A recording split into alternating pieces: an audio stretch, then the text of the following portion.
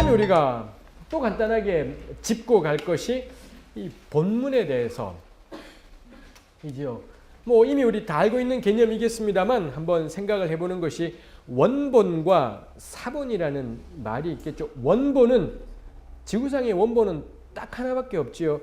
최초의 그 글, 이 이사야가 하나님께 명령을 받아서 뭐 이사야서를 썼다면 이사야가 최초의 어딘가에다가 양피지였을지 아니면은 돌이었을지 토판이었을지 모르겠지만 어딘가에다가 썼던 바로 그게 원본이지요. 그 원본이 있을 거고 아마 그 제자가 선생님 돌아가실 때이건 아니면은 뭐 그날 쓰고 그날 밤이든 간에 선생님이 어딘가에다가 썼던 것을 또 자기가 지닌 곳에다가 옮겨 쓰겠지요. 그때부터는 전부 다 그건 사본이죠. 원본을 베껴 쓴 본문이라는 점에서 사본이라고 말할 수 있겠습니다. 우리 지금까지 전해져 내려오는 신구약, 구약뿐만이 아니라 신구약 성경 전체의 원본은 단 하나도 남아있지 않아요.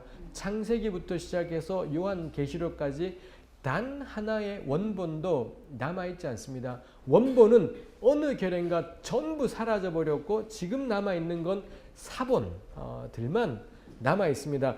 요즘의 종이들은 그래도 세월이 꽤 오래 가겠습니다만 뭐 파피루스, 이 갈대로 만든 파피루스 같은 경우는 굉장히 취약했었습니다. 온도와 습도와 바람 이런 것들 때문에 굉장히 취약해서 자주 베껴 써야 되었고 이 서기관들이 존재하는 이유가 보관이 힘들기 때문인 거죠. 토판도 마찬가지인 거고 보관이 쉽지 않다 보니 일정 기간이 되면 계속해서 이 중요한 문서들을 베껴 써야 되는 일들이 있죠. 한 50년 지나면은 글쎄요, 고대 사회라면 50년 사이에 몇 번 정도의 이 필사들이 일어날지 모르겠습니다. 우리 지금 지구상에 존재하는 가장 오래된 구약 성경의 사본들이 이 주전 2세기, 1세기 사본들이 전해지는 것이 있습니다.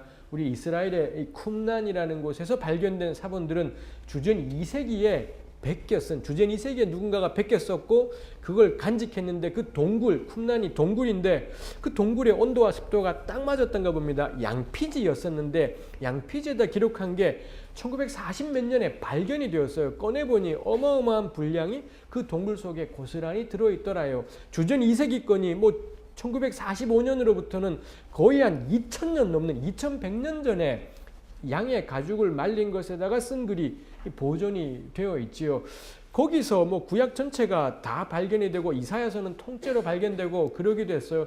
그 이사야서는 이사야가 썼던 원본으로부터 몇 번 가량의 필사를 거쳐간 걸까? 이거 우리가 상상하기도 어려운 일이겠다라는 것입니다. 문제는 필사하면서 틀린다라는 거예요. 지금도 제가 이렇게 강의를 하지만 여기 뭐라 적으시는 분들이 있습니다만 나중에 이거 다 되새우면 내용이 다를 거다라는 겁니다. 아마 달라도 겁나 다를 수도 있을 것 이겠습니다. 제가 언젠가 그랬던 적이 있습니다. 지난 시간에 했지 않습니까? 고고학은 성경을 입증할 수도 있고 입증하지 않을 수도 있어요. 그런 점에서 양날의 칼입니다. 양날의 칼이라서 상대를 뵐 수도 있지만 내가 배울 수도 있어요. 그래서 제가 고고학은 양날의 칼과 같습니다. 이렇게 강의를 한 적이 있었습니다. 어떤 분이 시험을 치는데 성경 연구에 있어서 고고학의 역할에 대해 쓰라 했더니 어떤 분이 답안에다가 이스라엘에서 양날의 칼이 발견되면서 고고학이 유용하다라는 것이 입증되었다. 이렇게 답을 쓰신 분이 있다라는 것입니다. 저는 고고학은 양날의 칼이다 했는데 그분은 고고학에서 양날의 칼을 발견했구나 라고 되기도 하는 것입니다. 충분히 사람은 그런 실수를 할 수 있지요. 우리 지금 가지고 있는 인류가 보존하고 있는 신구약 성경의 사본들이 단 2개도 똑같은 게 없어요. 뭐 우리 창세기니 이사야니 이런 긴 것 말고 빌레몬이라든지 뭐 에베소서라든지 아주 짧은 신약 성경조차도 2개의 에베소서 사본을 비교해 보는데 안 똑같은 겁니다. 왜 안 똑같겠습니까? 둘 중에 누군가는 틀리게 베껴 쓰는 거예요.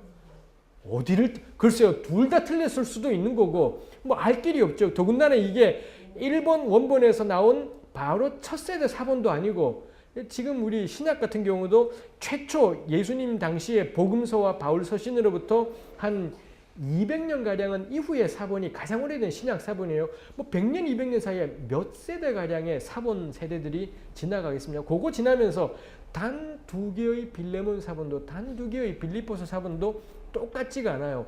틀리게 베껴 쓰는 그런 일들이 있더라라는 것입니다. 그래서 본문 비평이라는 이 성서학의 한 분야가 생겨나게 된 거죠. 이 본문 비평이 하는 일이 여러 사본들, 뭐 창세기라면 창세기에 관한 여러 사본들, 이 고고학에서 발견해낸 여러 사본들을 갖다 놓고서는 검토하는 것입니다. 요 두 가지를 비교해 볼 때 어느 게 원래에 가까울까? 어느 게 원래인지는 알 길이 없어요. 근데 어느 게 원래에 가까울지를 이렇게 저렇게 논리적으로 따져보는 것입니다. 수많은 사본들을 모아놓은 다음에 사본학자들이 그런 일을 하는 거죠. 어느 게 맞을까? 이 A, B, C, D 4개의 사본이 있다면 요 단어는 A 사본에 있는 것이 이런저런 이유 때문에 가장 원래적일 것 같아. 얘를 채택. 그 다음 단어는 보니까는 B 사본에 있는 게 좀 더 원래적일 것 같아. 요거 채택. 그 다음 단어는 다시 B가 괜찮아 보이고 그 다음은 다시 A가 괜찮아 보이고 가끔 가다 D도 괜찮아 보이고 이렇게 해서 만들어진 것이 지금 우리가 서점에 가서 신약 헬라어 신약 성경 주세요. 그러면 우리가 돈 주고 살 수 있습니다. 그 신약 성경 본문이 뭐냐? 이렇게 해서 만들어진 거예요. 여러 개의 사본들을 비교 검토해서는 그 중에 어느 게 원래에 가까웠을, 요게 원래다는 몰라요. 그건 알 길이 없죠. 요게 원래에 가까워 보인다라는 걸 선택하는 겁니다. 그러다 보니 요게 제가 신학교 다닐 때 하고 제가 신학교 다닐 때 서점 가서 헬라어 성경 주세요 그러면 살 수 있는 것하고 지금 여러분들이 가서 사는 책하고 달라졌어요. 요 30년 사이에 새로운 사본들도 발견되고 학자들의 공부도 더 늘기도 하면서 그때는 이런 기준 때문에 요 구절이 원래에 가깝다라고 해서 본문으로 선택했는데 지나고 나서 보니 그게 아닌 개벼가 된 겁니다. 문제는 뭔가요? 그때 그 사본을 영어로 한글로 번역해서 우리는 그거 보고 겁나 은혜 받았는데 지금 와서 보니 그 단어가 아닌 개벼 하고 빼버리고 엉뚱한 단어가 올라와 버렸다라는 것입니다. 앞으로 50년 뒤에 우리의 후배들이 보게 될 헬라어 신약 성경은 또 달라져 있다라는 것이 있지요. 신약 성경이 살아있지요. 그에 비해 구약 성경은 그렇지 않고 이제 하나의 그 아까 말했던 마소라 학자들이 베꼈던 사본을 워낙 그분들이 정확하게 베꼈기 때문에 뭐 구약은 똑같습니다만 신약은 끊임없이 변화되어 가는 것들이 있더라라는 것입니다. 그러면 이제 이 문제가 되지요. 원본은 하나도 남아있지 않고 사본만 존재하고 사본끼리도 서로 다르다면 우리가 어떻게 이 사본들을 신뢰할 수 있겠는가라는 문제가 있겠습니다. 가령 우리 성경은 오류가 없다라고 그러지 않습니까? 문제는 뭐냐? 사본은 이미 틀린 것들이 수두룩하게 사본 안에 있다라는 거예요. 단 2개의 사본도 똑같은 게 없는데 성경에 오류가 없다면 어느 사본에 오류가 없다라는 거냐? 뭐 이런 문제들이 생길 수가 있겠지요. 사실 이거 참 만만치 않은 문제이겠습니다. 마침 저는 한국교회는 개역 개정판 성경에 오류가 없다. 저는 그렇게 믿고 있다라는 느낌이 있기도 합니다만, 뭐 개역 개정판 성경은 번역 성경인 거고 성경이 오류가 없다라고 말을 해야 되겠는데 참 쉽지 않은 일이다라는 거죠. 왜냐하면 사본들밖에 없기 때문에 단 2개의 사본도 똑같은 것이 없기 때문에 문제들이 생겨요. 그럼 이제 이분들이 하시는 말씀이 원본에는 오류가 없다. 뭐 이런 이야기를 해요. 제가 그런 이야기 들으면 기가 막혀요. 댁이 원본 본 적 있냐고. 우리 집에 거북이 금덩어리가 100개 있다고. 그 댁들이 본 적이 있냐고. 보지 않은 이상은 믿을 수가 없는 일인 것입니다. 존재했지만 한 번도 우리가 본 적이 없고 하나님은 놀랍게도 단 하나의 원본도 남겨놓지 않았어요. 근데 원본에 오류가 없다라는 건 의미가 없는, 아무런 우리가 확인할 수도 없고 뭐 아무것도 할 수 없는 것이기 때문에 의미 없는 이야기죠. 저는 사실 오히려 물어야 될 것은 왜 하나님은 원본을 정말 이 원저자로 하여금 하나의 오류도 없이 기록하게 하신 하나님이라면 베꼈을 때도 얼마든지 안 틀리게 베껴 쓰도록 역사하실 수 있겠다라는 거예요. 근데 현실은 뭐냐? 단 2개의 사본도 똑같은 게 없는 게 우리의 현실이다라는 것입니다. 우리가 진짜 묵상해야 될 것은 원본의 무오류성이 아니라 왜 하나님이 오류 있는 사본, 틀리게 베껴 쓴 사본을 통해 보편타당하고 영원토록 변치 않는 하나님 말씀을 전해지게 하셨는가? 이게 사실은 우리가 훨씬 더 물어볼 만한 가치가 있는 질문일 것 같아요. 저는 그 점에서 제가 참 좋아하는 이 비유어가 이 질그릇에 담긴 보배입니다. 전 성경이 참 질그릇에 담긴 보배다 싶어요. 질그릇은 글이에요. 이 사본들 같은 글인 거죠. 이 글은 틀린 게 있어요. 사람들이 틀리게 베껴 쓰기도 하고 모르겠습니다. 저는 가끔 원저자들도 가끔은 틀리게 쓴 것도 있지 않을까. 저의 겁나 얕은 생각이 그렇다는 것인 거지 확인되지 않은 것입니다. 근데 놀라운 거 여러분들도 그런 경험 있지 않습니까? 여기 계신 분들 다들 교회에서 한 열심히 하시는 분들일 것 같습니다. 놀랍게도 우리같이 부족한 사람들이 뭐라 말씀을 나누었는데 우리의 나눔을 듣고 은혜 받는 사람들이 있더라는 거예요. 감동이 되는 사람이 있더라는 거죠. 그때 우리가 늘 경험하는 게 나는 부족한데 나를 들어 쓰시는 하나님은 크시구나. 그래서 저 같은 목사들이 오늘도 설교할 수 있는 게 이 하나님께 대한 신뢰이지요. 나는 엉망이지만 하나님께서 역사하시는 거 믿고 설교해요. 마찬가지지 않을까 싶어요. 성경에서 사람들이 삶이 변화되고 능력이 나타나는 건 하나님께서 역사하시는 것이지 성경 자체가 지니고 있는 어떤 엄청나고 신비스러운 특징들 때문은 아니지 않을까.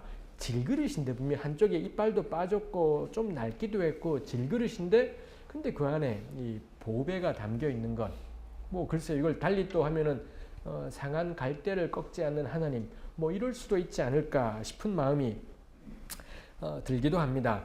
성경의 원본과 사본에 대해서 우리가 생각을 해보았습니다. 사실 이 문제 우리가 휙 넘어가지만 곰곰이 생각해 볼 만해요. 미국도 그렇고 우리나라도 그렇고 우리의 이 완고한 보수적인 신앙이 낳은 또 하나의 특이한 모습들 중에 하나가 이 킹제임스 성경파들이 있지 않습니까? 킹제임스 성경만이 하나님 말씀이고 나머지는 다 변개되었다라는 이런 분들까지 있어요. 말이 안 되는 황당한 이야기들이지만 거기에 깔려있는 사고방식에 대해서는 차이가 우리 한국의 전 주류교회랑 차이가 없다 싶어요. 이분들에게 있어서 하나님 말씀은 뭔가요? 절대 변하지 않아야 되고 절대 오류가 있어서는 안 되고 절대로 흠이 있어서도 안 돼요.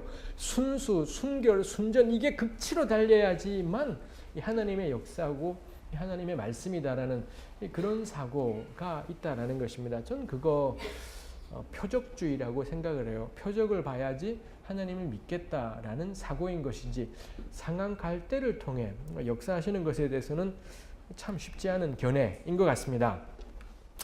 그 다음으로 넘어가 보도록 하겠습니다. 이 구약 성경을 우리가 들여다보기 위해서 그 다음에 하고 싶은 것이 이 구약 성경의 구약이 어떻게 지금 우리가 가지고 있는 이런 성경책까지 되는가에 대해서 살펴보려고 하는 것입니다. 이에 관해서 좋은 참고 문헌이 있어요. 윌리엄 슈니더 윈드라는 분이 썼고 이런 책도 번역이 되어 있는 걸 발견했습니다만 성경은 어떻게 책이 되었을까? 라는 번역된 책이 있습니다. 이거 한번 읽어보실 만해요. 어떻게 해서 성경이라는 책이 여기까지 오게 된 걸까에 대해서 잘 풀어가고 있는 흥미로운 책입니다. 흥미롭지 않을 수 있겠습니다. 어쨌거나 하여튼 간에 그렇습니다. 이 책의 1장 내용을 지금 저기에 요약을 해둔 것입니다. 우린 성경이 책이라는 걸 너무 당연하게 생각을 해요.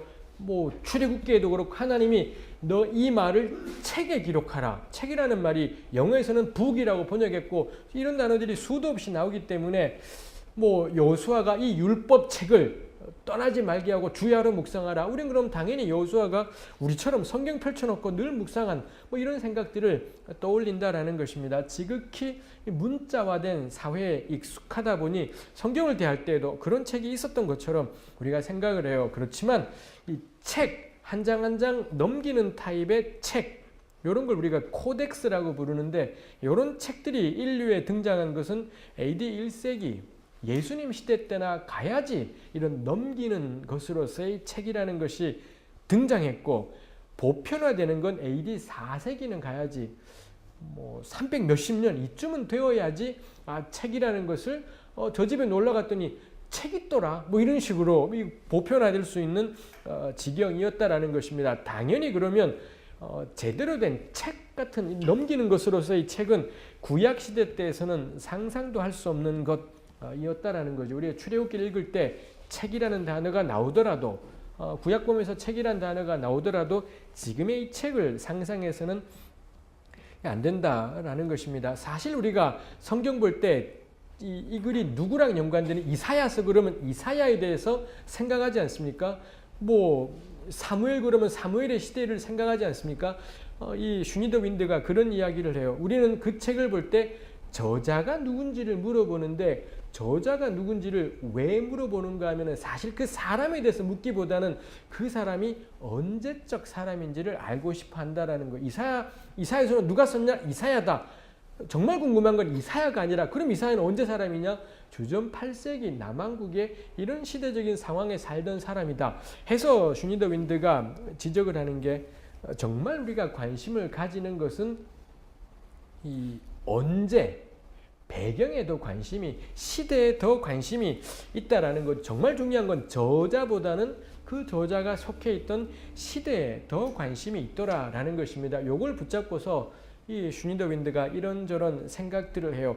이미 쓰여진 글, 언제적인가 쓰여졌고, 그렇다 할지라도 그 글을 읽는 시대가 언제냐에 따라서 의미가 달라지더라라는 것입니다. 가령 열왕기상 4장 32절에 보면 솔로몬의 지혜를 칭송하면서 뭐 그런 이야기가 있어요. 그가 잠언을 3000개를 말했고 시를 1005개의 시를 썼다. 뭐 이런 기록이 솔로몬 열왕기상에 나와 있습니다. 그러다 보니 잠언은 솔로몬의 저작이다, 그런 전통이 우리 교회에 생겼습니다. 그 다음 거는 솔로몬이 시를 1005개나 썼다라고 열왕기상 기자는 숫자를 구체적으로 표현했어요. 1005편의 시를 지었다. 그거 다 어디 갔습니까? 다윗이, 우리 시편 그러면 다윗이라고 생각하지 않습니까? 다윗의 시들이 이렇게 많이 보존되어 있는데 솔로몬의 시, 제가 기억하기로 우리 시편 150개 가운데 솔로몬의 시라는 표제가 붙은 건 하나인가 둘밖에는 없어요. 나머지는 다 어디에 갔나 싶은 것입니다. 누가 썼냐 중요하지 않아요. 솔로몬이 썼다 중요하지 않아요. 중요한 것은 그 다음 시대 사람들이 솔로몬의 이름으로 전해지는 시들을 한 개도 보존하지 않은 겁니다. 보존했겠지만, 왕이 쓴 것이니 한때는 보존했겠지만 그 다음 시대 갔는데 이거 안 읽히더라는 거죠. 그 다음 시대 갔는데 안 읽히더라는 거고 쓸모가 없어진 겁니다. 그에 비해 다윗의 시는 그 다음 시대에 보는데 요거 좋더라는 거예요. 200년 지나고도 다윗의 시를 보는데 괜찮더라라는 것입니다. 그랬더니 다윗의 시가 엄청나게 많이 전해져요. 글쎄, 이걸 다윗과 솔로몬의 영빨의 차이로 우리가 풀어가서는 안 되겠죠. 둘 다 겁나 센 사람들인 거고, 누가 다윗의 시가 왜 보존되고 솔로몬의 시는 왜 보존되지 않느냐를 누가 결정하느냐? 후대 사람들이 결정을 해요. 독자들이, 후대의 청중, 후대의 독자들이 그 본문들을 보존과 유지를 결정하더라라는 것입니다. 왜 그 사람들이 보존했겠습니까? 자기네 시대에 쓸모가 있더라는 거예요. 그 시가, 다윗의 시가, 솔로몬의 시대가 당대에 쓸모 있었냐? 와는 상관없이 한 100년 지나고 200년 지난 다음에 그 시가 그 사람들의 시대에 쓸모가 있냐 없냐, 이게 그 앞에 쓰여진 글들을 보존하고 아니고를 결정했더라라는 것입니다. 원래 그 본문이 가졌던 의미가 있는 것이겠습니다만, 아주 특이하게도 부각되는 것이 후대 세대에 글을 편집하고 모으는 사람들, 그 사람들이 그 본문을 어떻게 이해했는가가 그 본문을 살아남게 하느냐 사라지게 만드느냐를 결정하게 되는 굉장히 특이한 상황들이 생기는 거지요. 아무리 멋진 의미를 가졌다 하더라도 후대 사람들에게 다가오지 않으면 사라지는 것이지요. 그럼 후대 사람들이 살렸다라는 건 그 책의 의미가 후대 사람들에게 이런저런 의미를 주었기 때문이겠습니다. 그 점에서 뭐 그런 말이 가능할 수도 있어요. 텍스트보다 더 중요한 게 컨텍스트다. 텍스트가 이걸 살아남게 하는 것이 아니라 이 텍스트를 둘러싼 상황이 컨텍스트가 그 본문을 살아남게 만드는 중요한 점이다. 라는 이야기들을 하게 되는 거죠. 뭐 그 점에서 우리 구약 성경 같은 경우 최초의 저자들도 중요한 것이 있겠습니다만 이 본문이 모여지고 지금의 꼴을 갖추게 된 그 최종적인 이 편집자들의 역할이라는 것이 굉장히 중요하다라고 할 수가 있겠습니다. 또 하나 우리 고대 기록들에서 볼 수 있는 것이 고대의 사람들은 어떤 글을 혼자 쓴다라는 게 참 납득하기 어려운 상황이었다. 뭐 이런 이야기들이 나와 있죠. 가령 뭐 AD 6세기경, 주 6세기경에 완성된 탈무드만 해도 탈무드의 저자는 한 사람이잖아요. 역사예요. 한 400~500년의 역사 속에서 수많은 사람들이 참여해서 형성해 간 것이 탈무드였다라는 것입니다. 이 고대의 글들의 특징인 거죠. 오늘날 같이 뭐 단독 저자가 한 권을 쫙 써내고 칼빈처럼 기독교 강요를 혼자서 다 써내고 이런 건 참 고대에서는 상상하기가 어려운 것이었다라는 것입니다. 심지어 개인이 썼다라고 해도 그 개인과 공동체는 분리되기가 어렵다라는 것입니다. 우리 시편 읽으면 그게 잘 드러나지요. 시편에 보면은 주인공이 나인 경우가 굉장히 많이 있어요. 1인칭 남성 단수의 내가 겪는 뭐 기쁨이나 어려움, 괴로움들을 호소하는 내용들이 많이 있죠. 그런 경우 대부분의 시들인 제목에다가 다윗의 시라고 되어 있습니다. 다윗이라는 한 개인이 그의 삶 속에서 느꼈던 슬픔과 괴로움과 기쁨들을 토로한 것인데 그게 시편에 굉장히 많이 모여 있다라는 것입니다. 다윗은 일반적이지 않아요. 왕이지 않습니까? 그 다음에 그의 삶이 유달리 파란만장했고 마침내는 엄청 위대한 왕이 되었다는 점에서 다윗은 전혀 보편타당한 인물이지 않아요. 근데 우리 시편 보시면 느끼지만 아무리 읽어도 이 시에는 왕의 삶의 반영이다라는 느낌 없다라는 것입니다. 다윗의 이름으로 전해지는 시를 다 읽어보아도 이분이 진짜 왕이었구나 그 생각 안 들어요. 만일 그랬다면 그 시는 보존이 안 될 거예요.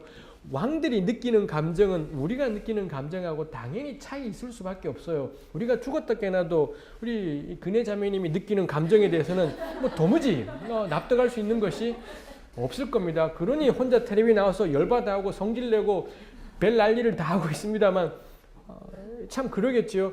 만일 그렇다면 그 사람이 청와대에서 느끼는 감정은 우리가 느끼는 감정하고는 참 공감대를 찾기가 쉽지 않아요.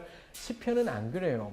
시편 보면은 특이한 게 지금 이 시편 기자가 어떤 상황에 있는지가 잘 안 들어와요. 왜냐하면 표현들을 사망의 줄이 나를 두르고 음부의 고통이 내게 미쳤다.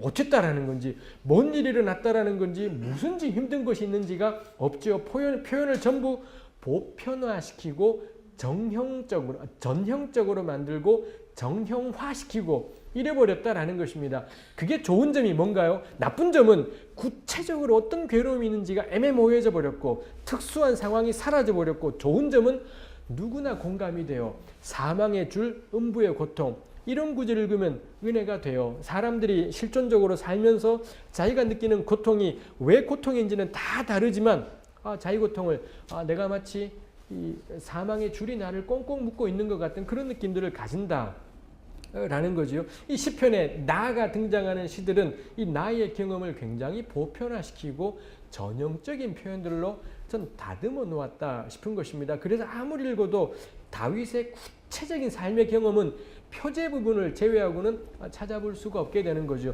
그런 경우에 그 시편의 나를 볼 때 그 나는 다윗 한 개인이냐? 그렇지 않아요. 이게 보존되었다라는 건 모든 오고 오는 세대의 구약의 이스라엘들은 그 시편의 나를 보고서 자기를 발견한 겁니다.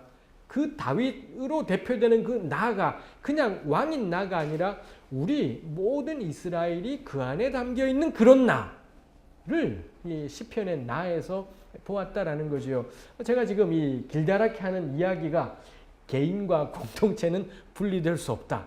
저 간단한 이야기를 이렇게 길게 한 것이지요. 이거 저는 구약적인 사고방식이다라고 생각합니다. 구약 성경 읽을 때 참 중요한 관점이 이 개인과 공동체가 분리되기 어려워요.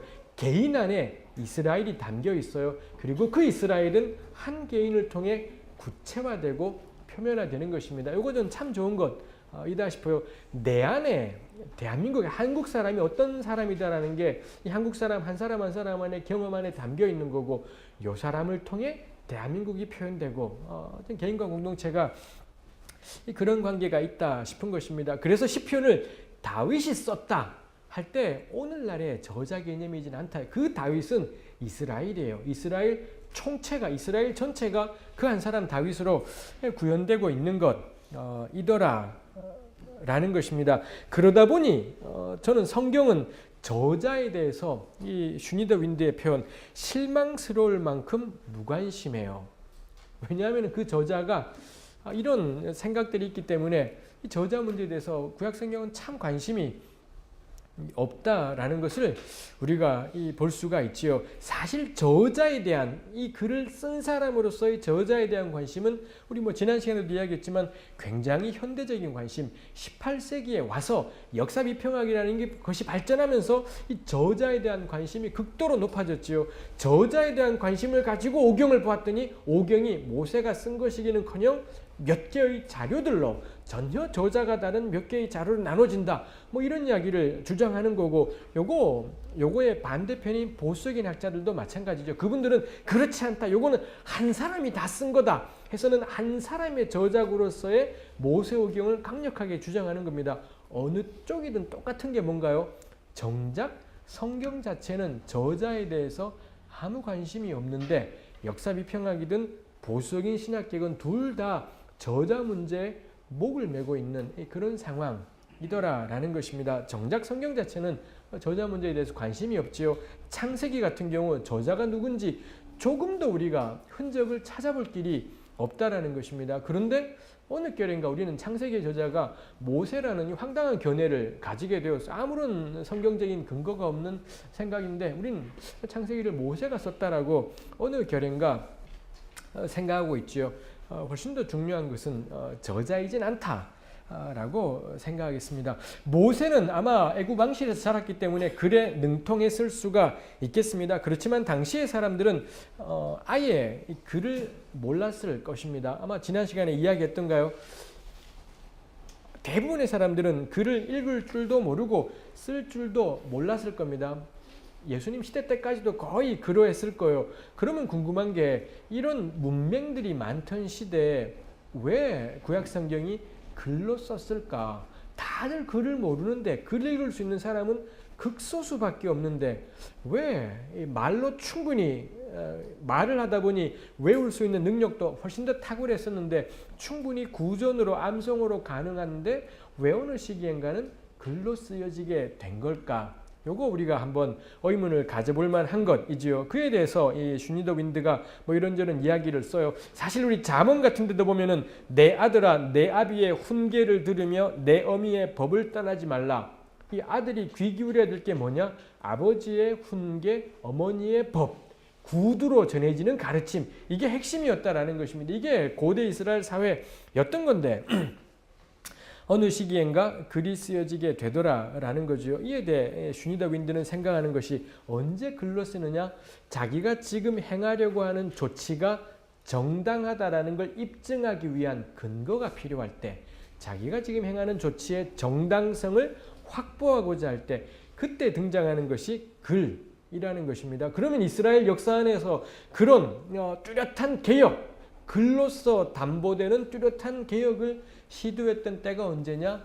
두 시기가 있지요. 히스기야 시대와 요시야 시대. 아마 히스기야 시대와 요시야 시대가 구약 성경이 그전에는 거의 대부분의 내용이 입에서 입으로 구전으로 전해져 오던 것이 글로 적혀지게 되는 때가 아마 히스기야와 요시야 요 시대가 글로서의 이 경전이 등장했던 시기였을 것이다 라는 것입니다. 그 다음에 또 하나가 있다면 바벨론 포로겠지요. 바벨론 포로라는 예루살렘 성전의 파괴라는 초유의 사건을 경험하면서 이 자신들의 역사를 적어 내려갈 필요가 그걸 통해서 역사를 반성하고 되돌아볼 그런 필요들이 생겼겠다 라고 우리가 생각해 볼 만하지요. 아마 신약 성경도 비슷했겠지요.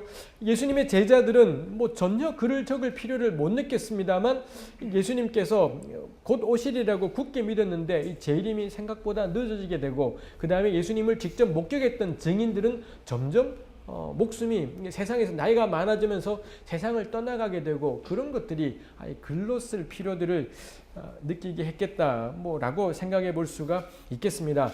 이 슈니더 윈드의 책에 그런 예가 있습니다. 소크라테스 같은 사람인 이 글로 쓰는 걸 굉장히 싫어했대요.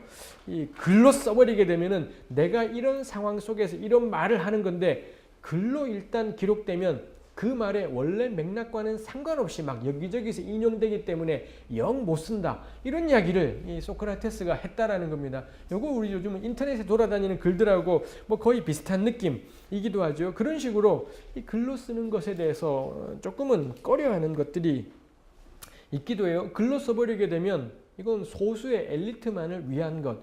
이런 성격들도 가지게 되는 것이 있지요. 글로 쓰는 것에 좋은 점이 있다면 가장 중요한 건 교육적인 효과가 컸겠다 싶기도 해요. 하여튼 이런 것들이 어떤 개혁의 필요성, 위기에 당면하게 되었을 때 구전 문화가 기록 문화로 획기적으로 바뀌어지는 그런 계기들이 일어나게 되더라라는 것입니다. 그걸 통해서 전해 내려오던 이 하나님의 말씀과 율법들이 글로 적혀지게 되는 것이지요. 그렇게 글로 적혀진 책들이 이제 정경으로 형성되어 가게 되겠습니다. 정경, 우리 영어에서 캐논이라고 합니다만 저 캐논이라는 단어가 원래는 헬라 말의 카논이라는 단어에서 나온 것이고 무엇을 재는 막대기, 잣대 그러다 보니 측량 혹은 규범 가장 기본적인 뜻이 자이죠. 무엇 길이를 재는 잣대, 막대기라는 뜻을 가진 것이 이 캐논이란 단어였습니다.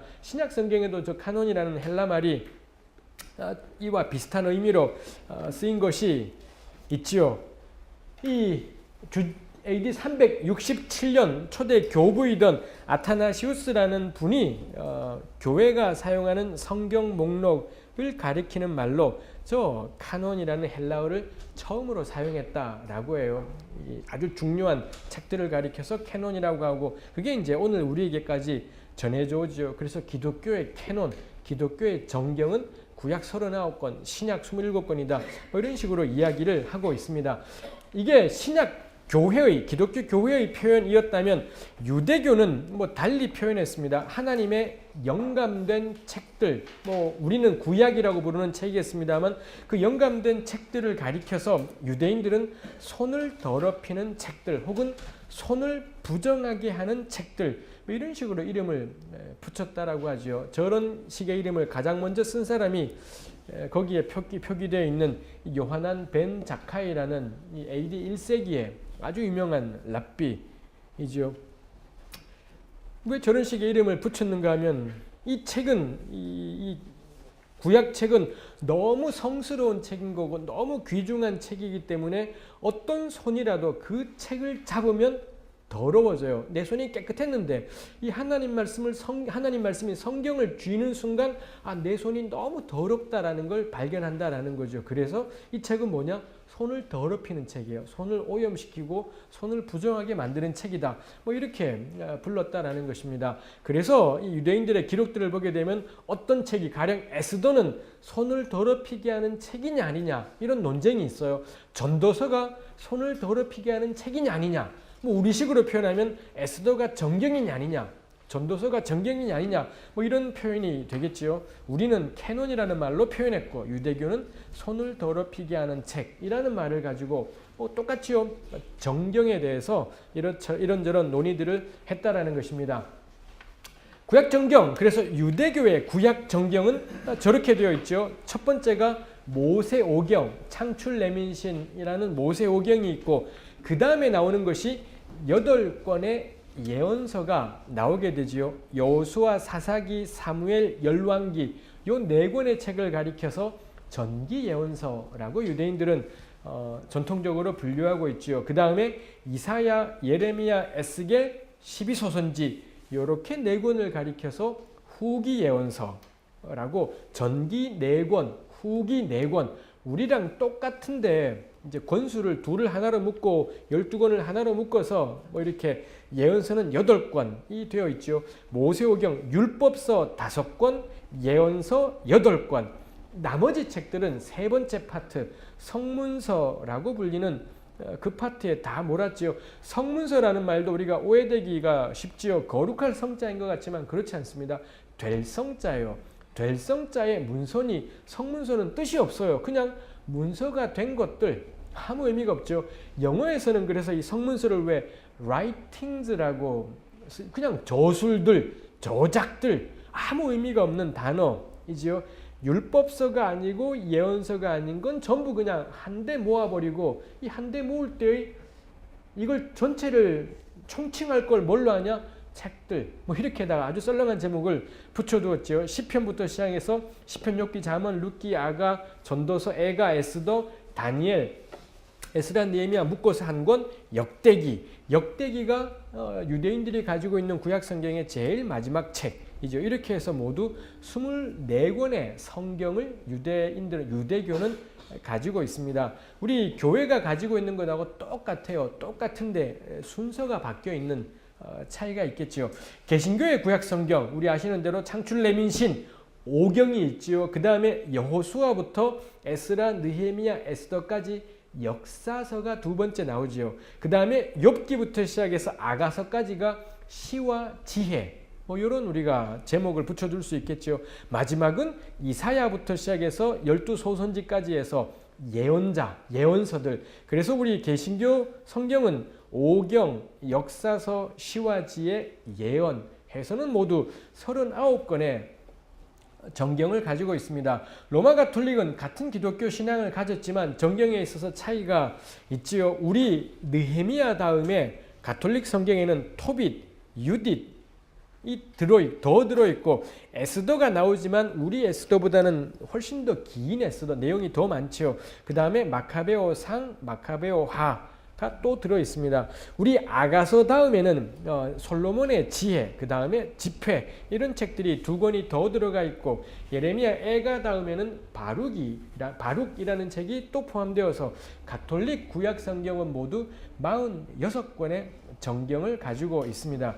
개신교 성경에는 없는데 가톨릭 성경에는 있는 그 7권의 책을 가리켜서 통상 우리가 외경, 개신교에서는 그 책들을 가리켜서 외경이라고 부르고 가톨릭은 그렇게 부르지 않아요. 외경은 한자말이 바깥외자를 쓴 거, 경 바깥에 있는 책들 뭐 이런 약간은 이 멸시적인 의미가 담겨 있는 거죠. 가톨릭은 그 책들을 가리켜서 제2정경, 영어로 듀터로캐노니컬 해서는 제2정경이라고 불러요. 39권은 제1정경인 거고 요 7권은 제2정경, 그냥 전체를 정경으로 그렇게 보고 있더라라는 것입니다.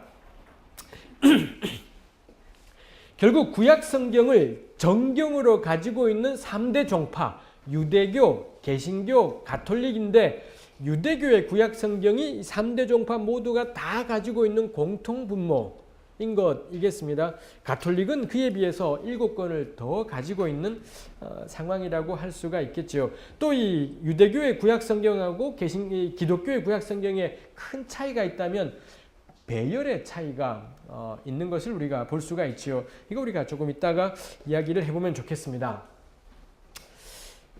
언제 이런 정경들이 확정이 되었을까? 언제부터 이 구약책들이 정경이라 여겨졌을까이지요. 이 플라비우스 요세푸스라는 예수님 시대 때의 유대 역사가가 있습니다. 이분이 자기가 쓴 책에 저런 이야기를 해둔 것이 있습니다. 뭐가 정경이냐? 모세의 5책들, 그 다음에 모세부터 아닥사스다 시대 때 활동했던 구약의 인물들이 누가 있습니까? 아닥사스다 시대에 에스라가 있고 느헤미야가 있는 거죠. 그래서 모세부터 대략 에스라에 이르기까지의 자신의 시대의 사건들의 역사를 13권의 책으로 기록한 예언자, 모세의 책, 그 다음에 예언자, 나머지는 뭐냐? 나머지 4권의 책들은 하나님께 대한 찬양과 인간사의 행동들에 대한 가르침. 요거 시편이랑 욥기, 잠언 이런 책들을 가리키는 거구나. 아마 욥기, 시편, 잠언, 전도서 이 4권을 여기서 말하고 있는 것 같다 싶지요. 그 사이에 있는 13권의 예언자들, 요건 뭔지 우리가 딱 일치시키기가 간단치는 않습니다. 어쨌건 요세푸스는 이 정경을 모세의 책, 예언자 13권, 시와 지혜 4권 이렇게 분류했다라는 것을 알 수가 있겠습니다. 그 다음에 또 요세푸스가 했던 말들, 성경에 대한 경외 뭐 이런 것들을 표현한 표현들이 나와 있는 것을 볼 수가 있죠. 다음으로 이 정경에 대해서 표현하고 있는 것이 에스라 사서라는 책이 있습니다.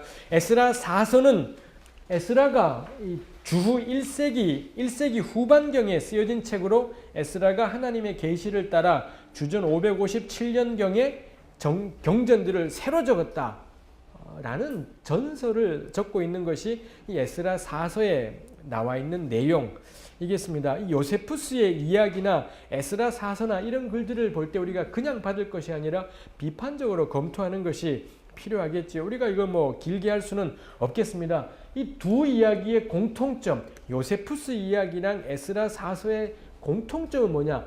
이 정경이라는 게 에스라까지구나.